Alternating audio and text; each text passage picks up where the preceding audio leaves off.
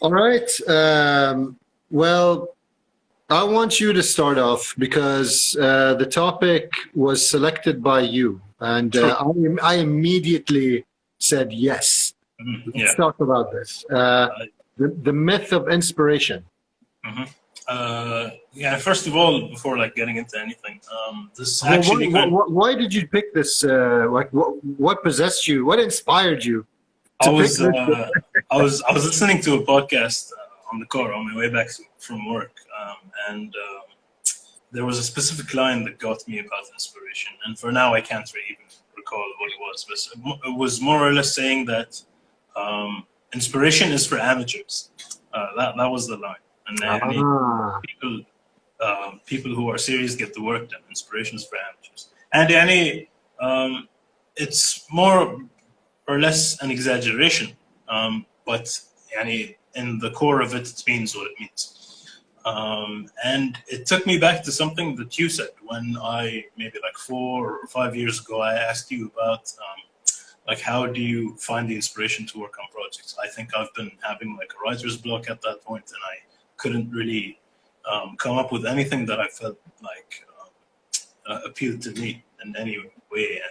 And I asked you how do you find inspiration, and you were like, you just show up, you just get on the PC and do what you have to do, and even if it sucks, even if it doesn't work now, just save it and come back another day. Just the important thing is to keep going at it, not waiting for anything to hit, and that really resonated with me, and it's like a work ethic that I pride myself in having right now. And خلاص يعني. So, waiting for inspiration is wasting time. Of course, there are things that are going to inspire you. Naturally, things are going to come to you from whatever media you consume, or just some sort of thing that happened to you in your life that's at gonna, the weirdest times. yeah, it's gonna make you feel like, oh, I need to express myself, and the only way I know how is to make music. Um, what you need is a catalyst, to have something that drives that inspiration, because you could feel inspired and sit on your ass and not do anything, but when you're there, when you're ready to put down your ideas, when you're ready to and when your environment is suitable for all of that to happen, then you're making the process much easier.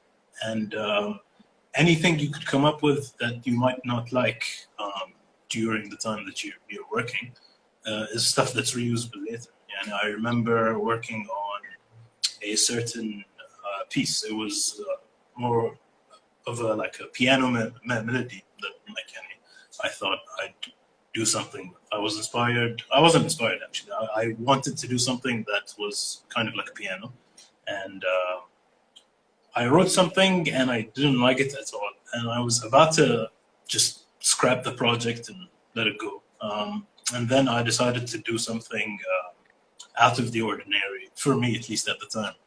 And I took the piano and put tons of guitar-related effects, like guitar amps, some pedals, and some reverbs, stuff like that. And it sounded completely different, and I immediately fell in love with it. And I was like, wow, I'm so glad I didn't just scrap this thing. Yeah, I'm so glad I actually, put the time in and tried to make something out of it, because I love the results in the end. And that's the moral of the story, more or less. Yeah.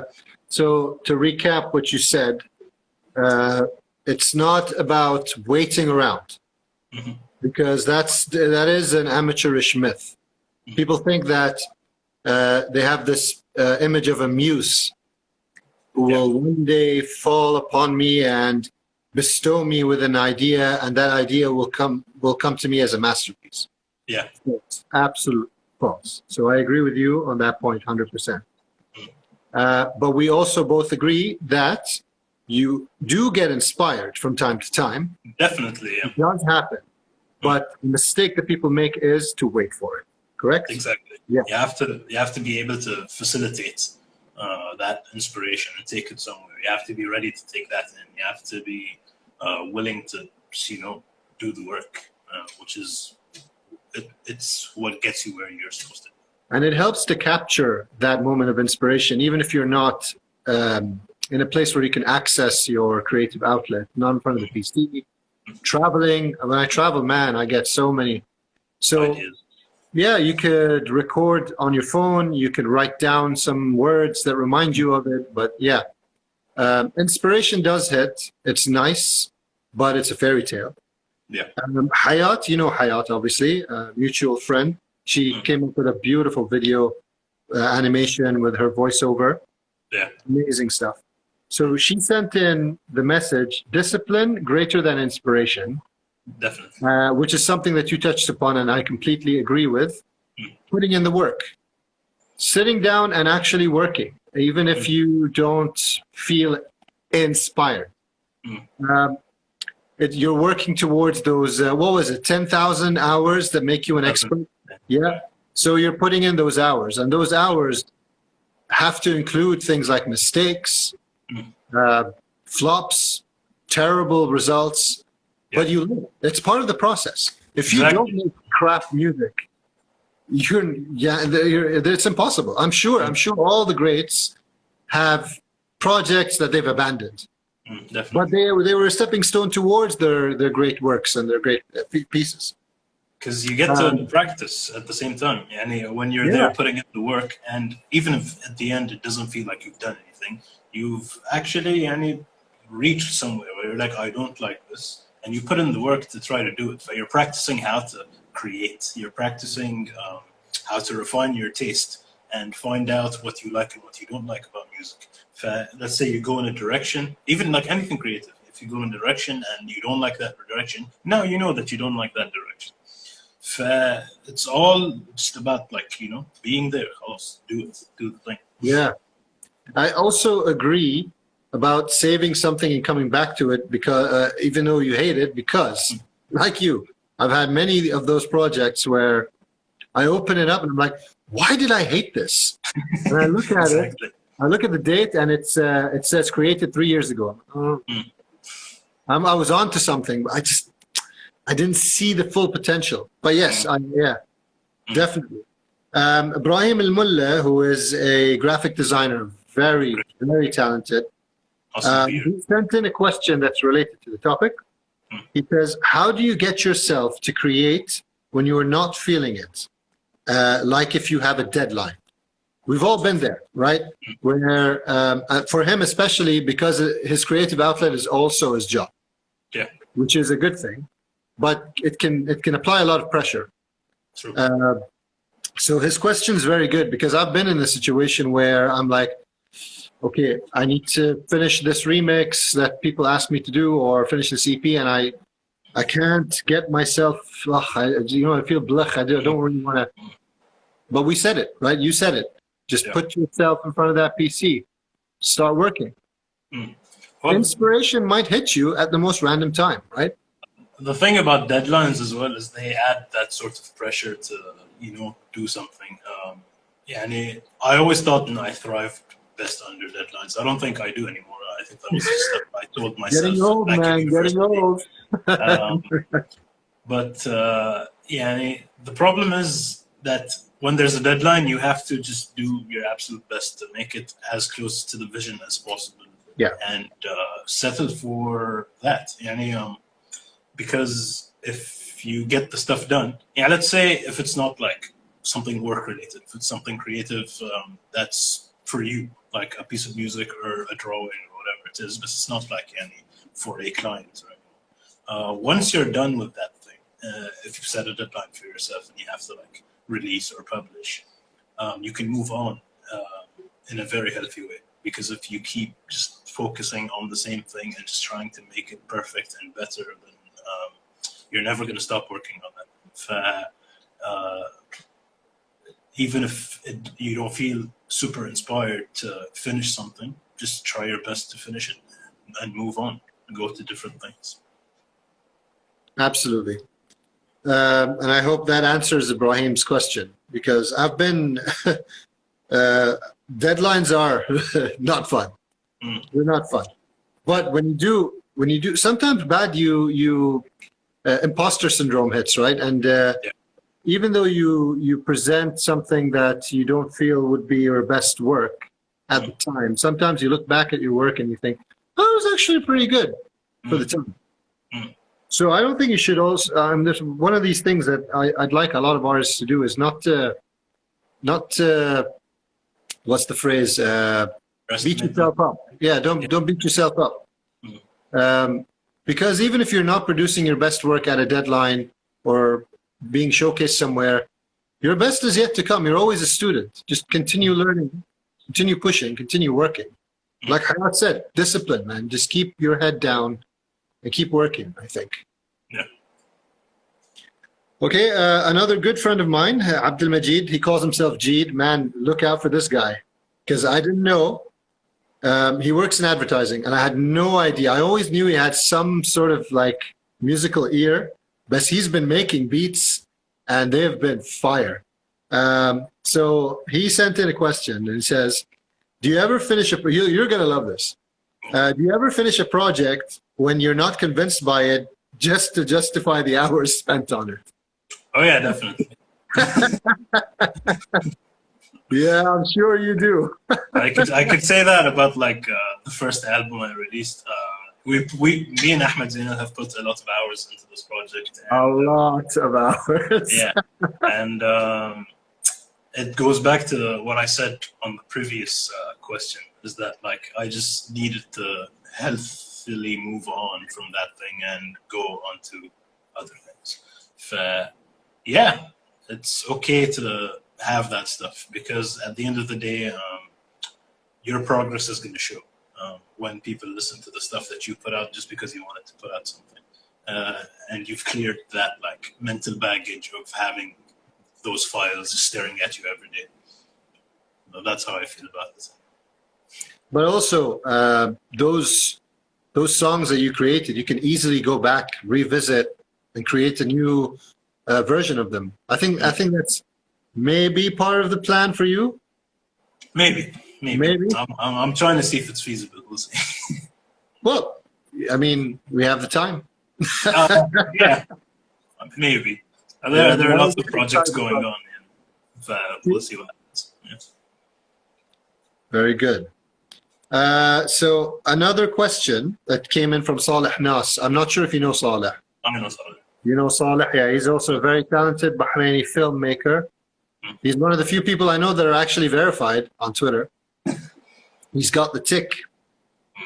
And obviously he goes into a lot of creative. He has his own creative outlet, and his question is very relevant to what he does and very relevant to what we do. So, and I get asked this quite a bit. How important is Arabic or traditional influence in your music, and does it have a place? Do you wanna go first? I can start. Yeah. See, I used to get comments about people saying, why don't you make it sound more Bahraini? Why don't you sample like Ghos music? Why don't you, yeah, ليش ما تقعود, exactly, or I don't know, things like that. And I spoke to, you know, Hassan Hajeri, obviously, right? Yeah. Noise artist, genius. Hello, Ghazi. And I had this conversation with him, and he gave me a very good point. He said, Ana used to play oud, and then I moved on to play guitar, then I moved on to oud, and then to other things. I like playing oud, but trying to force Bahraini influence into the music when I don't feel it doesn't work. He says it's not me, and that resonated with me because I'm Bahraini. But Arabic music wasn't always part of me enjoying music growing up. I've always loved Western music, and there's nothing wrong with that. It doesn't make me any less Bahraini. And there are a lot of people out there that make music influenced by Arabic, and sometimes it doesn't mean that I don't. And I do have. I think I have the Arabic influence that I have in my music is the love for rhythm and percussion. My music is very percussive, and I put in a lot of mid-range rhythm drums and percussion and things like that. So it really drives my music. So I am inspired and influenced by music in this region, but it may not be obvious. It's not me sampling oud obvious. But yeah, influence and inspiration, yeah, they're sort of hand in hand, these topics. Yeah. And what about you? What do you think? Anna, yani, you pretty much said all I had to say. I never felt that it was part of my music identity. يعني أنا بحريني أنا عربي أنا خليجي. But that part of me doesn't يعني have any sort of relation to what influences me as a musician. حتى يعني growing up, it wasn't something I was into. I don't see why adding it in is necessary to prove whatever. And I don't feel like that's something that I want to portray in my music because it's not that I don't identify with it. It's just, it's not the sound that I feel represents what I want to bring out. That's very good. Yeah, I completely agree. I mean, there are people and artists in Bahrain that do it very well, like Fiparachi. He does it very well. And it's part of him, you know, and he does it so naturally. And I think if you can do it without it feeling forced, do it. But if it feels like it's forced, it just doesn't come off graceful. It doesn't come off natural. Genuine. Our genuine. That's the word I'm looking for. Right. Thank you. Hamid Somi just asked a question. He said, not even samples. And an answer to that, my first song on SoundCloud is actually a remix of an old Bahraini song, Ayam al-Wusti, Sawt Bahraini. I think sampling that stuff is fun. And using splices of it here and there is definitely fun because they're not like sounds you can get from anywhere else. Yeah. That's definitely something to look into. بس يعني in terms of ليش ما تحط عود في اغانيك؟ ليش ما في حد يغني شو اسمه باللهجه البحرينيه او بالعربي or whatever. It's just not me. And if I feel like my music would ever need that, I definitely go for it. If one day I feel like the perfect thing for this song حاليا انه يجيب عود او يجيب احد يغني بالعربي.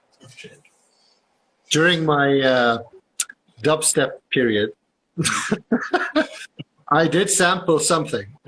It was the theme song from a cartoon from back in the day. I can't even remember its name. Sapur Al-Ard, something like that. Yeah.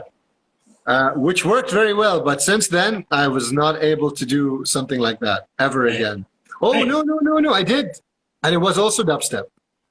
We sampled Hussein Al-Jasmi. I remember that thing. Yeah. Yeah, the inspiration hit back then for you.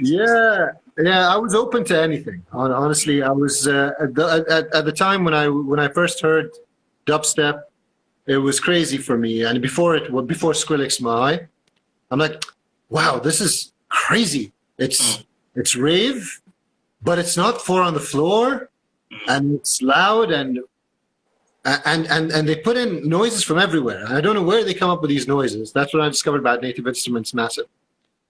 And so, that was when I started to do all that sampling and just obviously you look for samples, you know, close to home if you want to be unique. But they just never hit after that. Yeah. Cool. That was good, Saleh. Thank you so much. Really opened up a nice discussion.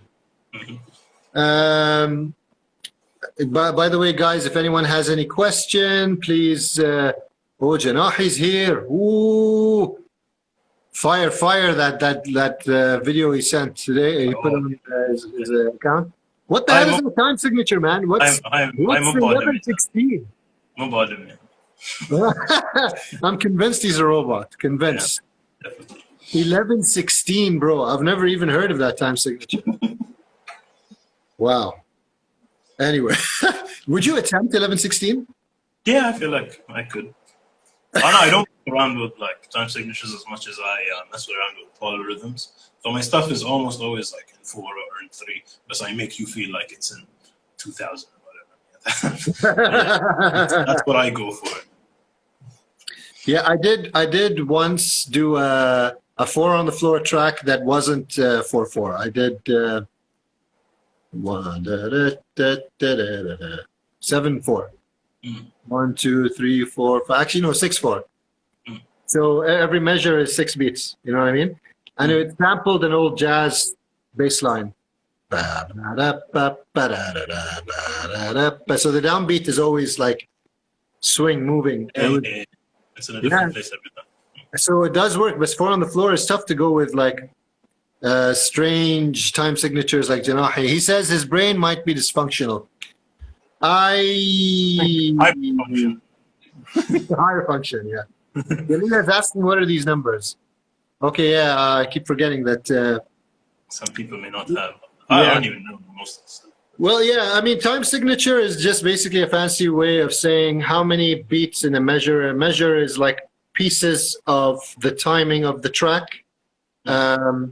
So let's go for, yeah, 4 on the floor would be the easiest one. So when you have a beat with a crash at the beginning, psh, and it goes 1, 2, 3, 4, 1, 2, 3, 4, 1, 2. Basically, that's 4/4. But when you have 11, 16, you have 11. I don't even want to explain that. But anyway, it makes for very interesting music. It varies, the rhythms especially, and I love it when someone takes on something as crazy as that and makes it sound really good. So, إنزين سمعونا شيء. مشكور عبد الله على الانثوزيازم والحماس، بس اليوم بس بنتحكى، يمكن يوم واحد بنسوي حلقة نشغل فيها شوي Maybe next time, yeah. بس شيك الموقع مالي ahmedzeinal.com. حمد, you have a website as well, I think. لا.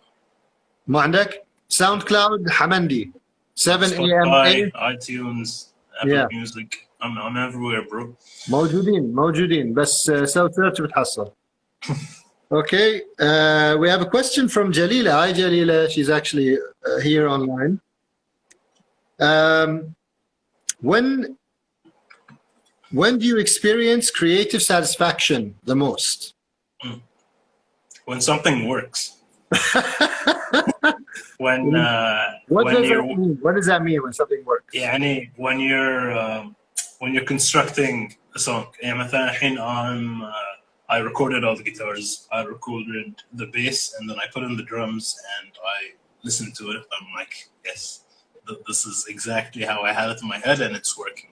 It's happening. This is what it is. Or when I discover a new sound that I didn't expect would fit in, and it fits in. And I always imagine this exact same scenario with almost any musician where they're just working on something and all of a sudden they start laughing because they know they've got something good going on. Bro, you know that moment that you were talking about? I actually get up off the chair, keep it looping, and just dance. Do my stupid dance, dude. Yeah, same thing. يعني Fire! more of a headbang for me. بس يعني No, I see your facial expressions when you go on the guitar. هو you know the stank face. The stank face. When you hear something that slaps. And, For you, it's face melting. No? Yeah. Also, for me, I think, and I'm sure you can relate. Also, for example, the first time you performed in Melja, when you did your original music, how did that feel? That must have felt like creative satisfaction right there, wasn't it? Especially after the reaction. I don't know. During performances, I tend to zone out and not even think about anything and not feel anything until 2 hours later. I don't know. You get numb, huh? Because I get jitters and I get really nervous. I tend to not think about any of what's happening. And when someone later in the crowd says, "Oh, that was nice," and tells me why they think it was nice, I think that's when it hits. But after a performance or during a performance, I feel nothing. Still okay. See, that's the difference for me. Sometimes I DJ and I just plug in some of my original tracks or remixes that I've done, and seeing people dance to them, and like the bass face that when it drops, no other feeling. And you know what's even better? If I'm on that dance floor and a DJ drops my track. Yeah. It happened in one of the last nights that I went out on before they did the lockdown. It happened. Arif played my remix of his track, and I heard it coming out of the bathroom, and I was running to dance. I'm like, that's me. It's me. Oh man, that was crazy. That was crazy. Jalahi is asking, what do you guys do for inspiration? What gives you guys do for inspiration? So what gives us inspiration? What do we do for inspiration? I pick up the guitar, or when I'm watching like TV or something, I tend to pick up the guitar or whatever instrument there is, or just sit on the computer while I'm watching. I'm like working on a drum beat or like a loop or something, and I find that not being too aware of what I'm doing in the musical aspect and focusing on whatever it is, like a show or a movie that I don't feel like I need to put my full attention to, I come up with strange things that I otherwise wouldn't have. Or like I'm just doodling around and then I find something, I'm like, hey, that works. Pause the show, pause whatever, start making a song. That I feel like gets to me a lot, especially with anime, because you really have to focus on subtitles, and like anime music is always like cool. Yeah. Recently, I've been really inspired watching other live techno artists or anyone that uses hardware to make music, especially those that have a crowd with them in their videos, boiler room sets, things like that. Those really inspire me, mainly because usually these people are not really avant-garde, but people that are a bit ahead of the curve when it comes to what kind of a performance they bring to a crowd, but at the same time, seeing how the crowd reacts to sounds like that, or how the crowd reacts to different performances. Like when you watch Stephen Botson do something, completely different from when we watch David August do something. Yeah, and I love both their styles. David August, for those who don't know, David August is much more mellow, deep, low, down tempo. Botson, even though it's the same vibe, melodic and melancholic, but yeah, he's much bigger, progressive, big room sort of sound. So that's kind of what I do is watch these different artists perform and try to see if maybe I can get into that same vibe. Also their hardware. Seeing them use different hardware also sort of makes me think differently about the hardware that I have, or the method of production that I use, or the method of performance that I use. There's this term, some of my favorite musicians, I don't know if they coined it, but they say it a lot, inspiration machines. And it basically means whatever new gear or like gear you find, that when you play it or use it, it gives you inspiration. Yeah, for example, if I buy a new guitar and I find it really comfortable, there's something strange about it that draws it to me, and it's an inspiration machine, because whatever I do feels like a good thing that I'm eventually going to use. Noor says you're an inspiration. He is. He totally is. He totally is. I just give him a hug and I'm like, inspired. Maybe not now. Now social distancing this, yeah. I agree. The setup that I have now for live is completely inspiration machines. Completely. Because I just look at the TR8 and I know what to do immediately. The TB3 is one of those machines, baseline synthesizers that,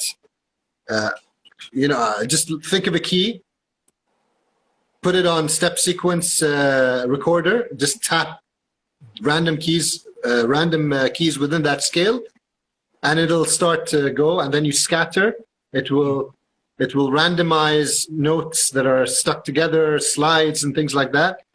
Instantly create the bass line very quickly, which is part of what I'm trying to do with my live setup right now.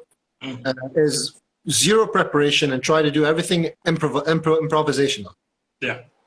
And that's the challenge that I've taken on these days, because I want to push the inspiration part of my what inspires me and try to minimize the time, so that as soon as I turn on the machine, boom, straight to making music. So yeah. Zain says, how would y'all describe it? Or is there a question before that? Oh, yeah. When you come up with a new project in your head, is it like an auditory version of a visualization? Do you think you have synesthesia? No. I think I do. Oh, no, I know I do. You know you don't? I don't like, it's not like when someone says 3, I think yellow. It's not like that. However, when I listen to music, or when I come up with music in my head, the sounds are coming from certain positions in the, what is it called? My head space, my head sphere, whatever it is. Okay. So, but I don't know how to describe it, but I can actually see waves in my head. Obviously, I don't see them outside, but and kicks and claps and bass lines and everything feel different. I see them differently. Might be a form of synesthesia. But yeah, when I think of a track, it's definitely auditory. However, sometimes I look at visual things, like you with anime, right? And they instantly trigger a loop in my head. It happens. I actually have a collection on Instagram. What are they called? Is it called collections? When you save stuff, yeah. When you save stuff? Yeah, so a saved collection of, I called it visual to sound. Basically, any picture that I see on Instagram that immediately puts a beat in my head, save. Save to this collection. So I don't know about you. I can kind of relate to that, because I feel like everything I do is sound first and then visual later. But the visual is very inspired by how I feel while making like all of this music. On my latest EP, which I haven't released yet, I made the album art, and I feel like it perfectly expresses, in terms of color, in terms of just what's happening, perfectly expresses how I feel, or how I felt during making music. I don't know if it would be considered like an auditory version of visualization, because I tend to write and go with the flow most of the time. I don't have a specific like thing that I'm trying to chase, unless there is, but most of the time there isn't. I like that. All right, let's move on to more of the questions that were sent in to us. What inspired you to pursue a career in music? I did not write the name of the person that told us, that asked me this. Sorry. It was Trix, the young kid that I told you to watch out for. What inspired you to pursue a career in music? I guess the question where they ask you, how did it all begin? And we answered this last time, right? Both of us.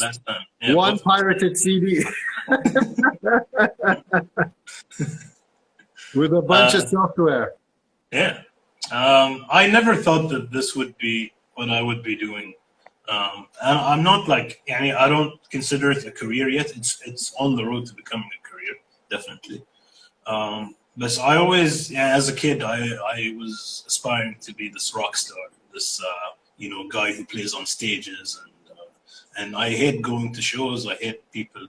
I don't hate people, but I don't like being surrounded by people. I'm not fit for rock star behavior. I don't even know if rock stars exist anymore. I can relate to what you're saying because I much prefer to be behind the DJ booth than in front of it.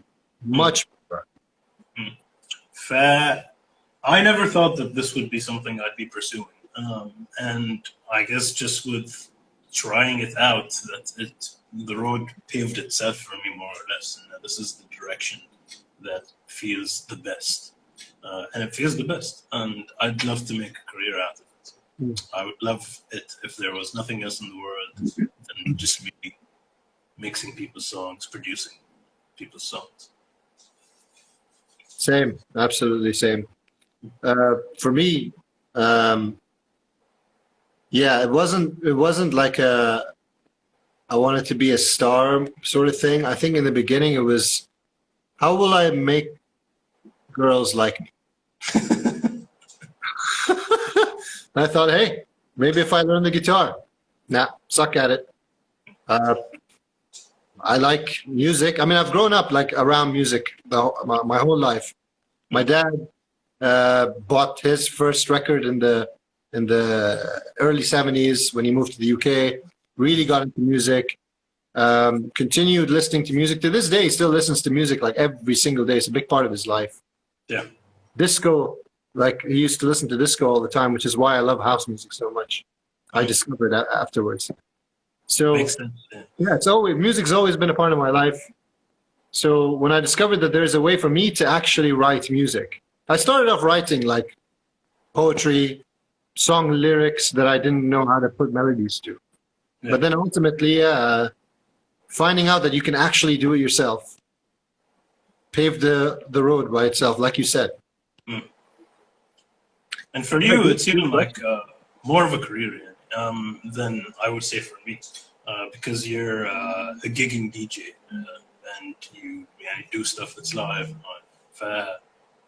Did you think you'd ever be there? No. Yani, if 15-year-old me could see me now, I think he'd be proud.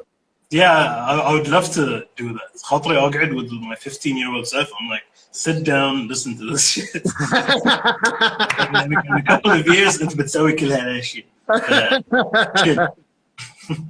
Yeah, that'll be fun. That will be fun.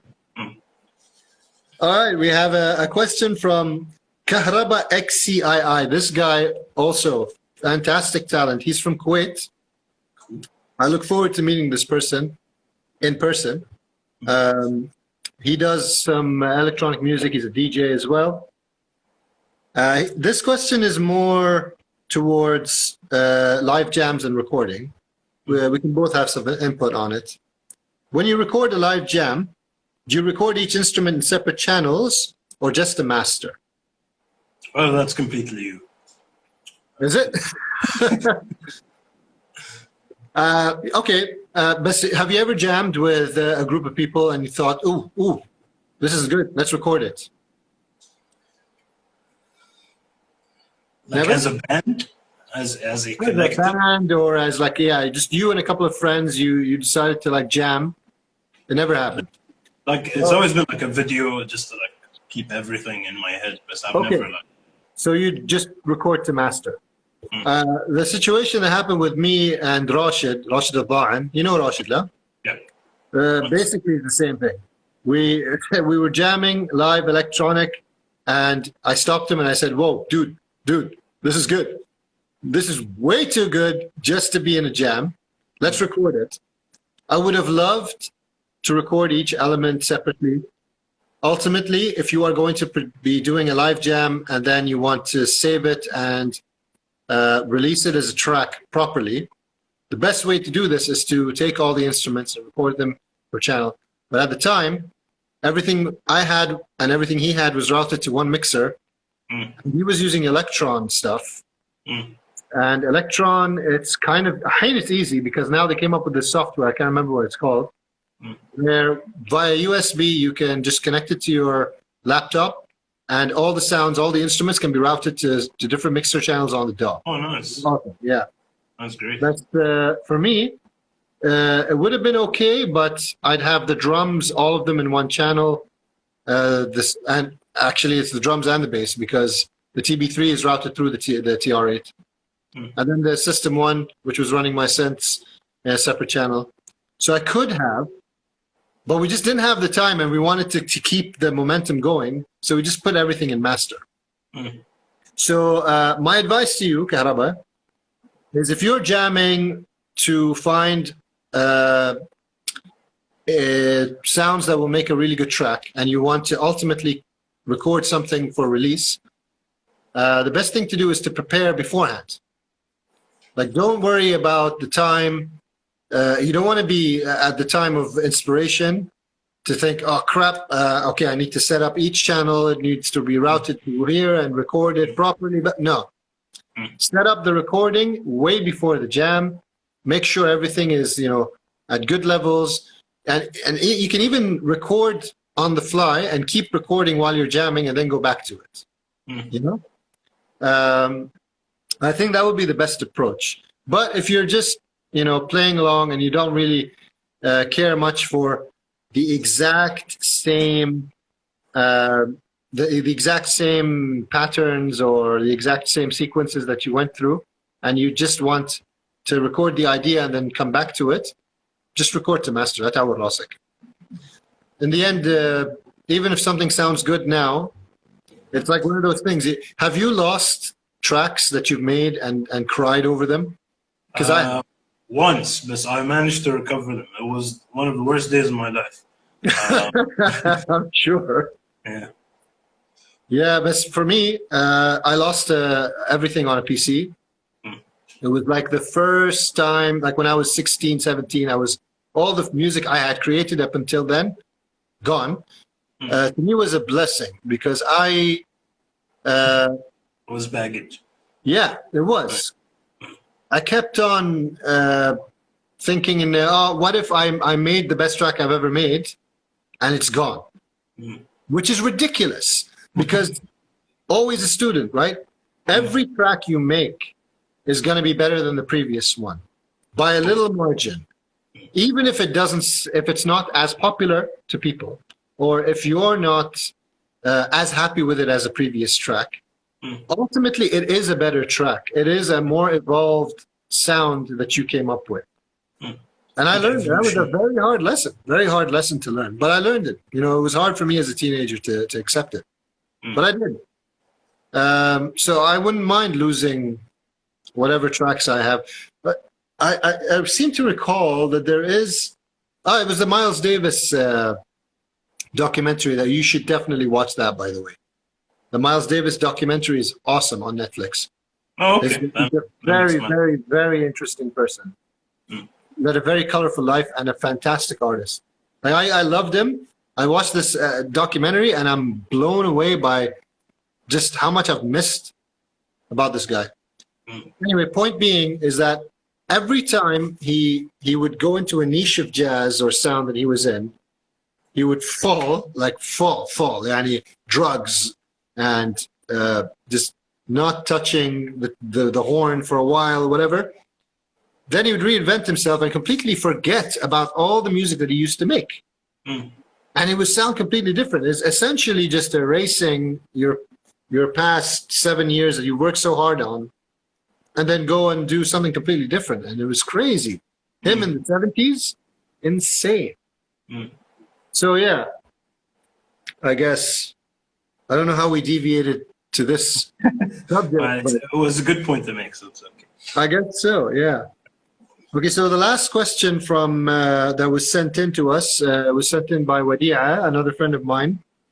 You know her, I think. I think you know her brother as well. Mishras. Mishras, great bassist. She's also a fantastic guitarist. She lives in Dubai. Performed several times. I caught her live once in New Zealand. No, sorry, not New Zealand. What was it called? Sound and Fiction. No, in Dubai. Dubai? No, I don't know. I keep forgetting its name. It's one of those big festivals that they bring. Anyways. Yeah, so she was DJing, by the way. She DJs. Oh, okay. Did you know that? Yeah. Oh, that's crazy. So she asked, what is your favorite DJ system? Do you want to take this one? Come back. I got this. Come back. Yeah. Look, honestly, I prefer Pioneer only because it's more readily available, and the music organization using Rekordbox just makes sense to me. And I'm happy I live in a time where all I need to do is grab headphones and a USB. And then just go to any club, and the clubs usually have the setup, the same setup, Pioneer CDJs that take a USB and a Pioneer mixer, and start DJing. And you can put like hours and hours of music on a USB and start DJing. So Pioneer for me. However, I've DJed on Denon's, Technics. I learned to DJ on like properly DJ on Technics 1210s turntables with like I can't even remember the make of the mixer that my flatmate in Edinburgh had, like some offbeat brand. Yeah, I don't remember what it was. But I learned to mix with the crossfader and everything, and I was drum and bass, man. I learned to mix. Nice. Yeah, it was insane. So I'd say it's not the DJ system. You just need to learn how to DJ, and then you'll be able to use any system. Favorites come in like when it comes to effects, and getting. I mean, because the most important thing when you're DJing is to load up the tracks quickly. Mm-hmm. Right, so that you don't spend too much time lingering on a single track. So you have some time to, especially if you're on vinyl, it takes time to beat match. Because on CDJs, you can see the BPM, right?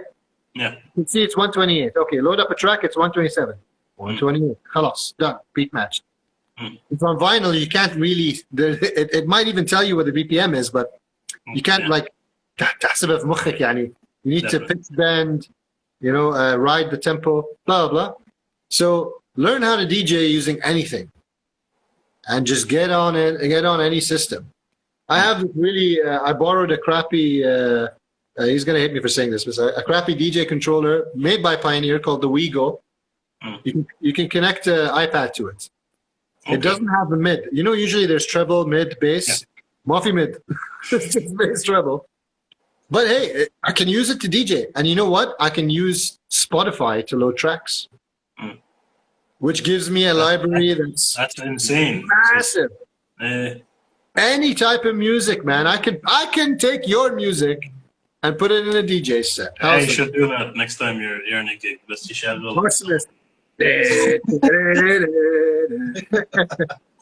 All right, we have a DJ question from Nader Amir Ad-Din, very, very talented individual. He says, what advantage for specifically Pioneer?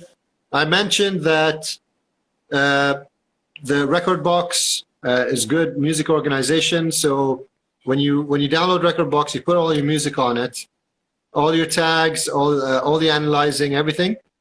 Once you take the USB and you plug it into a CDJ, it will automatically read it very quickly. You can even put your own settings on the USB. So if you want how you can see the waveform of the track, you can choose the color scheme if you have a preference. You can have master tempo turned on, auto cue on, off, whatever preferences that you have. Even the slider sensitivity. I usually go for plus minus 6 because my tracks don't vary that much. But you might want to go plus 16. So you can set those things. So Pioneer just means that because it's an industry standard, you can, if you're used to them, you go to most of the clubs, it'll be a familiar, easy to use system. Hey, I remember working with a couple of guys who were DJing at their label release debut kind of thing, and they were using Pioneers. And he was just asking, do you have Pioneers? He was asking the place, and do you have Pioneers? And they were like, yes. That's okay. That's all we need. Oh, he has the USB. Yeah. I don't know. That's my contribution to. Yeah, you should learn to DJ, Hanan. That's true. But I think you can pick up DJing quite quickly because maybe I've always been interested, to be honest. Yeah, yeah. A lot. I mean, I learned production before DJing, which is kind of weird when you ask a lot of DJs, because most DJs, I think, start off DJing then producing. I'd probably be better doing it off Ableton, like the modern way, more or less. Off Ableton. Yeah. Yeah, I guess so. I mean, Ableton, even if you do it on Ableton, I mean, what's DJing? DJing is you take a track and you mix it nicely into the next track, Yeah, exactly. right? Or in an interesting way. The only problem with Ableton is it really depends on the hardware. It's not standard DJ hardware. You could use something like I have the APC40, which is a control surface. Lots of faders, lots of knobs. You can set, and it has a crossfader. So you can set all the channels, like pick 2 or 3 channels, use those to load tracks, and then just play like you're launching clips and mix. And then you can add reverb, echo effects, filters, for example. But it's just a matter of I think the only tricky part with it is because you need to remove treble and bass and mid sometimes. You need to you need to set up some MIDI mapping. But other than that, yeah, you could use Ableton. I feel a lot of people use Ableton to DJ. But there's a big debate between people about, is using Ableton really DJing? And again, no one cares. I don't care. Exactly. Honestly, if the set is good, okay, and he's mixing tracks together well, what's the difference? But, and I bring back the point from last time you said about people miming. Right. So what I don't agree with is people that say they are live artists, but their full set is ready in Ableton. All they do is press play. How is that live? Yeah. Live to me, you need to you have more control over the music that you play than when you're DJing, because when you're DJing, the track is ready. If you're live, you are making the track or manipulating the track as you go. Control. Don't say you're live if it's ready. Simple as that. So yeah, that's my contribution. We have another 5 minutes if anyone has... Oh, Nader has a big question for you. All serious musicians find it very difficult to DJ on regular decks. It makes less control over the individual tracks management. That's why we prefer Ableton to DJ. Good point. I don't know, Nader. To be honest, the bare minimum of what a CDJ does is play the track. But it does much more than that too. And you can loop, you can skip to different parts of the track, you can put loop points, and then use the loop points to like remix the track. Okay, Ghazi says Ableton is for curated music.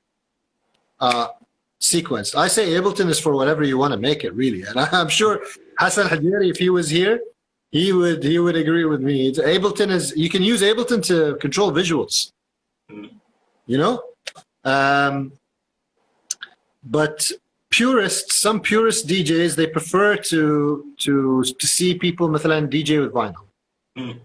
Because that's how it started. And it's nice. It's actually very nice to see someone DJ with vinyl. Generally, some of the reasons why is that there are some labels that only release on vinyl, for example. So you would only be able to listen to this music when you want to DJ. Yeah.